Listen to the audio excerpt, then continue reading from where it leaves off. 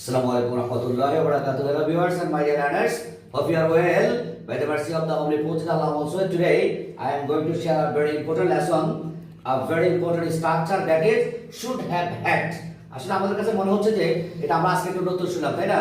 should have had এর বাংলা অর্থ হচ্ছে কারো কোনো কিছু থাকা উচিত ছিল, কারো কোনো কিছু থাকা, রাইট? এটা নাউন হবে আগে। তো আমরা একটু স্ট্রাকচার থেকে দেখি।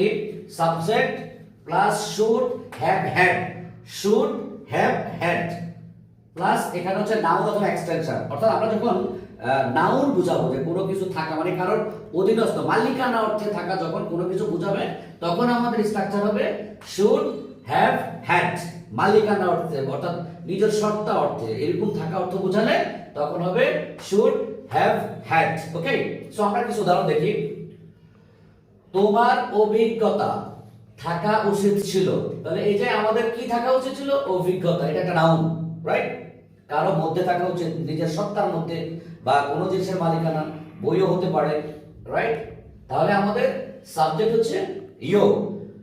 একদম সরাসরি চোখ বন্ধ করে আমরা লিখে ফেলবো should have had। ডাইরেক্ট ভাবে তাকাবো না, আমরা প্রথমে লিখব সাবজেক্ট, তারপরে should have had। এইবার আমরা প্রশ্ন করব কি থাকা উচিত ছিল, তাহলে আমার হচ্ছে অভিজ্ঞতা। অভিজ্ঞতা ইংরেজি হচ্ছে experience।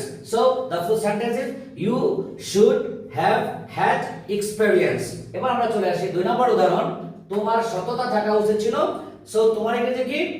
you, right? you লেখার পর আমরা কি লিখবো? ওই যে structure should have had। Okay, should have, তারপর হচ্ছে কি had। এবার আমরা চলে আসি, আমরা স্ট্রাকচারে should have had লিখলাম। এবার আসছি সততা ইংরেজি honest মানে সৎ, honesty সততা। তাহলে আমরা এখানে লিখলাম honesty। তাহলে এই honestyটা হচ্ছে আমাদের নাউন, রাইট? এই experience এটা হচ্ছে আমাদের নাউন। ওকে, আমরা চলে আসি তার নৈতিকতা থাকা উচিত ছিল। তার ইংরেজি কি? হি। হি অর্থ তার, রাইট? এখন একদম স্ট্রাকচার দেখে কোনো ডাইরেক্ট ভাবে তাকাবো না, স্ট্রাকচার দেখে আমরা লিখলাম should have had। একটু এবার থামলাম যে তার কি থাকা উচিত ছিল? নৈতিকতা। এখন নৈতিকতা ইংরেজি আমরা যদি জানি ফাইন লিখে ফেলবো, না জানলে আমরা ডিকশনারিতে সার্চ দেব নৈতিকতা ইংরেজি কি। এবার ডিকশনারি আমাকে বলে দিবে মরালিটি। ওকে, মরালিটি। ওকে, সো আমরা আশা করি বুঝতে পেরেছি আজকের স্ট্রাকচারটা। এবার আমাদের কাজ হচ্ছে স্ট্রাকচার থেকে অ্যাট লিস্ট 30 সেন্টেন্স আমরা তৈরি করব।